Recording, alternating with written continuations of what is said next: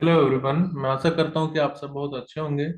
आज हम question discuss करेंगे NCERT chapter thermodynamics class 11 12.2। In this question we have given what amount of heat must be supplied to this much of nitrogen at room temperature to raise its temperature by 45 degree at constant pressure, and given molecular mass of nitrogen is 28 and value of R gas constant is 8.3 joule mole inverse Kelvin inverse। तो देखो, question करने से पहले मैं आपको ये बताऊंगा कि इसमें आपको क्या क्या चीजें ऑलरेडी पता होनी चाहिए। सबसे पहली बात, क्योंकि इसमें पूछा गया है कि व्हाट अमाउंट ऑफ हीट, यानी कि आपको कितनी हीट की आवश्यकता है। तो देखो, और कब, जब आप टेम्परेचर रेज कर रहे हो 45। तो जो गिवन है वो क्या क्या चीजें गिवन है वो लिख लेते हैं पहले। तो गिवन है हमें डेल्टा टी जो कि 45 डिग्री है। देखो, हम इसको टी नहीं मानेंगे, इसको हम मानेंगे 40 डेल्टा टी, यानी कि चेंज इन टेम्परेचर, बोला है ना, रेज इन टेम्परेचर। तो वो है डेल्टा टी 45 डिग्री सेंटीग्रेड। इसके अलावा जो भी ये काम हो रहा है वो जो भी हीट सप्लाई हो रही है वो कांस्टेंट प्रेशर पर है। ठीक है। तो हमारे पास जो हीट का फॉर्मूला होता है डेल्टा क्यू, वो होता है एम सी डेल्टा टी। लेकिन ध्यान रहे, ये आप फॉर्मूला तब इस्तेमाल करेंगे जब आपको किसी सब्सटेंस के में फाइंड करना है कि कितनी हीट जा रही है। अब जब गैस होती है तो गैस के लिए आपको इस फॉर्मूले का इस्तेमाल करना चाहिए, एन सी डेल्टा टी। ठीक है। जब भी गैस हो तब आप इसका इस्तेमाल करें। जब भी कोई सब्सटेंस हो जिसका मास आपको गिवन हो तब हम इसका इस्तेमाल करेंगे। ठीक है। जैसे लिक्विड हो सकता है कोई, या कोई मटेरियल हो सकता है। तो डेल्टा क्यू इक्वल टू कितना हो जाएगा, एन सी डेल्टा टी। अब इस फॉर्मूले में आपको क्या चीज नहीं पता वो देख लेते हैं। वन मोर थिंग, यही फॉर्मूला एन सी, अब जो सी चलेगा यहाँ पर वो कौन सा चलेगा, तो सीपी भी होता है सीवी भी होता है। लेकिन क्योंकि हीट सप्लाई हो रही है कांस्टेंट प्रेशर पर, तो हम लेके चलेंगे एन सीपी डेल्टा टी।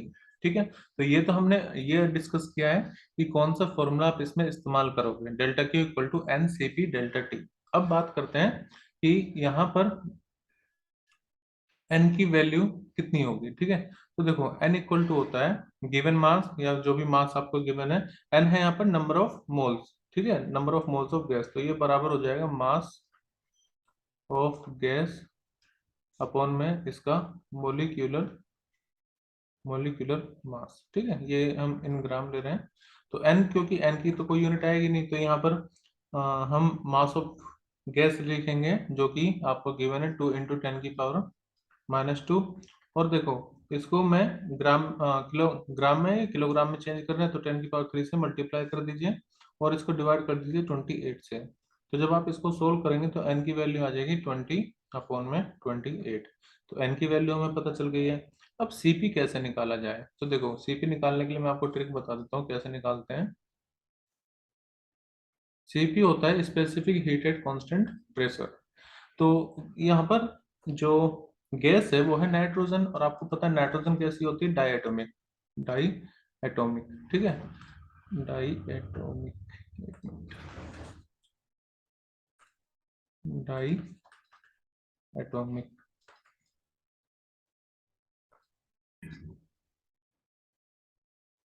देखो, नाइट्रोजन जो कि एक डायटोमिक गैस है, मैं आपको डायरेक्टली बता सकता हूँ कि उसकी जो वैल्यू होगी सीपी की, वो 7/2 R होगी। लेकिन थोड़ा टाइम यूज करते हैं और समझते हैं कि वैल्यू आई कैसे है। तो देखो, आपके पास एक फॉर्मूला होता है डिग्री ऑफ फ्रीडम निकालने का। ठीक है, जो कि होता है डिग्री ऑफ फ्रीडम बराबर 3n - k। ये सॉल्यूशन का पार्ट नहीं है, डायरेक्टली भी आपको याद रखना चाहिए, बट आपको मैं समझा रहा हूँ ताकि आगे किसी क्वेश्चन में अगर सीपी सीवी निकालने को आए तो आप समझ सकें, उसको खुद निकाल सकें। अब डायटोपिक में एन की वैल्यू कितनी होती है, नंबर ऑफ एटम या मोलिक्यूल कितने होते हैं, 2। तो यहाँ पर एक ही हो गया और एक ही हो गया, यानी कि एन की वैल्यू मैं कितनी लूंगा, 2। अब के होता है यहाँ पर कांस्टेंट। कांस्टेंट। ठीक है। अब कांस्टेंट का मतलब ये जो लाइन है ये एक तरह से कांस्टेंट है, क्योंकि मॉलिक्यूल कहीं पर भी जा सकते हैं, लेकिन ये इधर नहीं आएगा और ये इधर नहीं आएगा, तो इसका कांस्टेंट मतलब उसकी एक तरह से रेजिस्टेंस, जहाँ पर वो नहीं जा सकता, रेसिस्ट कर रहा है उसको। तो के की वैल्यू कितनी हो जाएगी, 1। तो इस तरह से जब आप वैल्यू डिग्री ऑफ फ्रीडम निकालोगे 3n - k का यूज करके, तो 3 × 2 - 1, तो डिग्री ऑफ फ्रीडम कितना आ गया, डिग्री ऑफ फ्रीडम हमारे पास आ गया 5। ठीक है। अब आपको मैं बता दूं, एक फॉर्मूला होता है इंटरनल एनर्जी का, यू, जो कि बराबर होता है F/2 RT। ठीक है, तो u की वैल्यू कितनी आ जाएगी 5/2 RT। और जब आप इसको डिफ्रेंशिएट करते हैं तो आपके पास मिलता है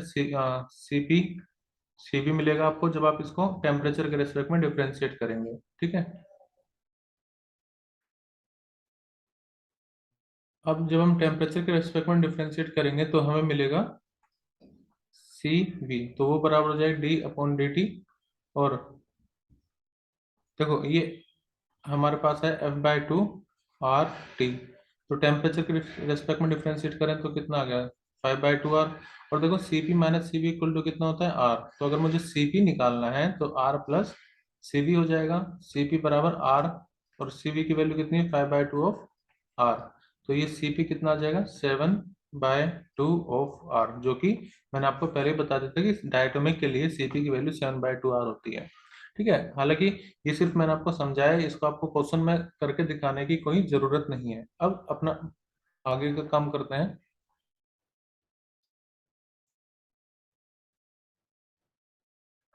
okay, so now we have N, we have CP, we have delta T also, just put the value।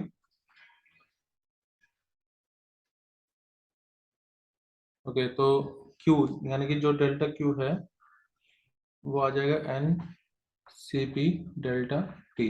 N की वैल्यू कितनी आई हमारे पास 20/28। ठीक है, CP की वैल्यू मैंने आपको बताया अभी 7/2 यानी कि 7/2 इंटू R की वैल्यू तो गिवन है हमें 8.3, मल्टीप्लाई चेंज इन टेम्परेचर कितना है 45। एक बात मैं आपको बता दूं, वैसे तो हमें यहाँ पर केल्विन में लिखना चाहिए, जो चेंज इन टेम्परेचर है वो केल्विन में है, लेकिन जब आप डिफरेंस लेते हो तो चले, जब भी आप टेम्परेचर का डिफरेंस ले रहे हो तो भले ही वो टेम्परेचर केल्विन में हो या डिग्री सेंटीग्रेड में हो, उसका डिफरेंस सेम आएगा। दोबारा समझे, डेल्टा टी के और डेल्टा टी सी बराबर होता है, क्योंकि एक फैक्टर होता है 273 से जिससे आप प्लस माइनस करते हैं, तो दोनों से ही आप 273 माइनस करेंगे, T1 से भी T2 से भी, तो डिफरेंस चाहे आप केल्विन में ले रहे हो या डिग्री सेल्सियस में ले रहे हो, it would be same. That's why I put delta T equal to 45। तो क्यू की वैल्यू अब आपको यहाँ पर बस हमने सारी वैल्यू पुट करी, जब आप इसको सोल्व करोगे तो आंसर आएगा 933.75 जूल। ठीक है, तो ये हमारा क्वेश्चन कंप्लीट हुआ। मैंने आपको बताया कि किस तरह से हमने कौन सा फॉर्मूला इस्तेमाल किया है। मैंने आपको ये भी बताया कि किस तरह से आप CP या CV फाइंड कर सकते हो, और ये भी बताया कि डिग्री ऑफ फ्रीडम कैसे निकाली जा सकती है। आई होप कि क्वेश्चन आपको समझ में आया होगा। अगर फिर भी कोई डाउट है तो आप मुझे कमेंट करके बता सकते हैं। Goodbye everyone and keep studying.